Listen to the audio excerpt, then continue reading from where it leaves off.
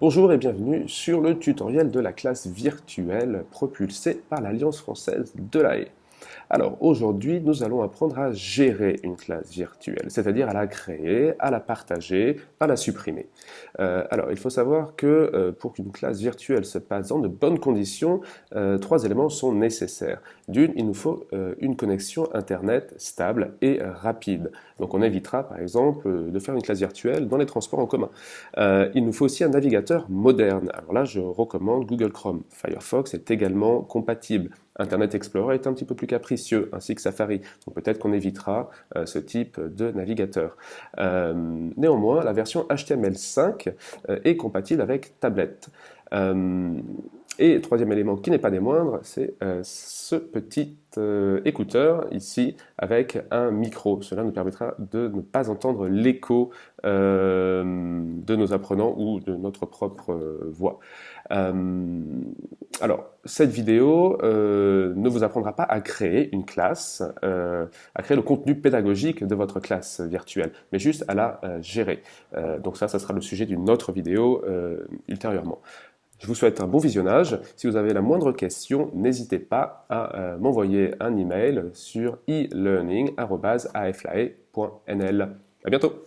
Allez, c'est parti. On utilise son navigateur préféré, Google Chrome, on se rend sur la classe virtuelle, on clique sur Sign In, on va rentrer son email et son mot de passe. Et puis ensuite, on va cliquer sur Sign In. On peut voir maintenant en haut à droite que le menu a donc changé. Nous avons donc trois catégories, Home, All Recordings et son profil. On va cliquer sur Home. Donc désormais, on se trouve sur notre espace personnalisé où on va pouvoir créer autant de classes que nécessaire.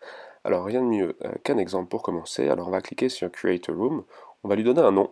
Alors ici, test, on va choisir le client. Alors ici, je choisis HTML5 qui est compatible avec tablette, donc iPad, etc. Et puis on va cliquer sur Create Room. Dès lors que la classe a été créée, on se trouve donc désormais sur cette classe et on a plusieurs options. Donc on a l'option de l'ajouter sur le calendrier Google et le lien. Donc c'est le lien que je vais copier et donner à mon apprenant par email ou par message. Alors je vais maintenant me connecter en tant qu'apprenant et je vais donc coller le lien que je viens de copier. Et donc là je me trouve sur l'espace de la classe, je vais indiquer mon prénom. Et donc on voit ici que la classe n'a pas encore commencé. Et on voit ici le propriétaire de la classe, c'est bien savoir Aurélien, donc mon tuteur. Allez, je reviens en tant que tuteur. Je vais donc commencer la classe. Je vais cliquer sur Start. Alors là, le client HTML5 se lance, tout à fait normalement. Je vais donc cliquer sur Microphone. On va avoir un petit test d'écho. Donc si j'entends mon écho, tout se passe bien. Je reviens sur l'espace de l'apprenant et on voit qu'une fois que la conférence a commencé, eh bien automatiquement la conférence va commencer. Alors là, pour des raisons de test, je vais cliquer sur Listen Only parce que là, en fait, je vais entendre mon écho. C'est pas très très agréable. Voilà, donc là j'ai coupé le microphone. Allez, on va faire quelques essais. Donc je me déplace sur le diapositive numéro 3. Je vais écrire un petit texte. Par exemple, bonjour, tout fonctionne.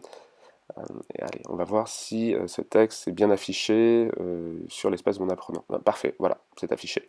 Je vais autoriser mon apprenant à avoir la barre d'outils. Donc je clique sur ce dernier petit icône et on voit ici que mon apprenant a également une barre d'outils. Donc là, je vais utiliser l'outil de crayon, je sélectionne la couleur et hop, voilà, parfait. Donc je vois que tout fonctionne d'un écran à l'autre. Pour quitter la classe, je vais cliquer sur les trois petits boutons en haut à droite et je vais cliquer sur Logout, également pour l'apprenant.